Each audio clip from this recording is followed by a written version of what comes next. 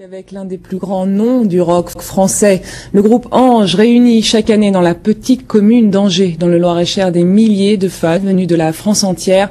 Ange et Angers, une véritable histoire de cœur. Alain Eudes avec Philippe Roy. 40 ans d'Ange, 40 ans de folie et de magie, pourquoi pas 50 ans, le roi de Carême. 1970-2010, Ange est toujours là et son créateur, le démon Christian Descamps, encore sur scène. Dans les années 70, Ange et son rock progressif remplissaient les festivals, accumulaient les disques d'or. 40 ans plus tard, à Angers, village coincé entre Sologne et Touraine, la ferveur est intacte.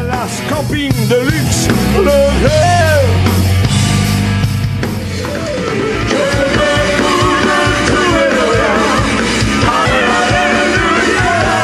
40 ans de scène, évidemment cela creuse les rides, mais l'esprit est alerte et Ange privilégie toujours le grand air et la proximité avec le public.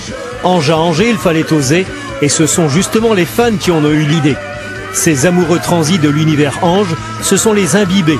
Angers né en Franche-Comté, les imbibés, eux, sont une appellation d'origine incontrôlable qui rassemble une grande famille. On a créé un groupe d'imbibés, une sorte de fan club si on peut dire, et on se retrouve à tour de rôle les uns chez les autres dans toutes les régions de France. Ça permet d'échanger nos spécialités gastronomiques, tout ça, de faire la fête avec un point commun. C'est Ange quoi, qui est le dénominateur commun. Et en fait, il y a un groupe qui s'agrandit et c'est énorme quoi. Tenez, jeune homme, si vous voulez bien me prendre la photo avec monsieur. Cet amour immodéré, Ange a su le susciter, mais surtout le préserver. Au-delà de la musique elle-même, c'est la relation avec ce public qui est le fil conducteur des 40 années de carrière du groupe.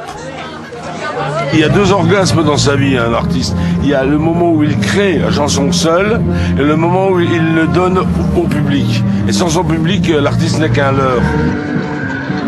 Et pour maintenir le lien, Christian Descamps n'hésite pas à mouiller le maillot. C'est d'ailleurs ce qui a convaincu le maire de la commune d'Angers de transformer Ange en ange gardien.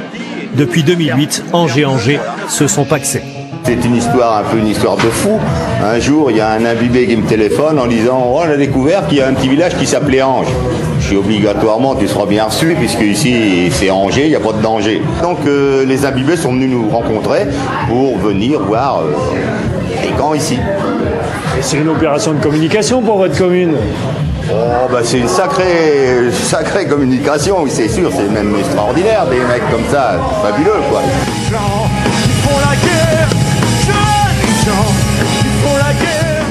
Une belle histoire appelée à durer. Désormais, Tristan Descamps accompagne son père dans les tribulations du groupe Ange. Un mythe donc bien vivant, quasiment assuré de fêter dans 10 ans son demi-siècle d'existence.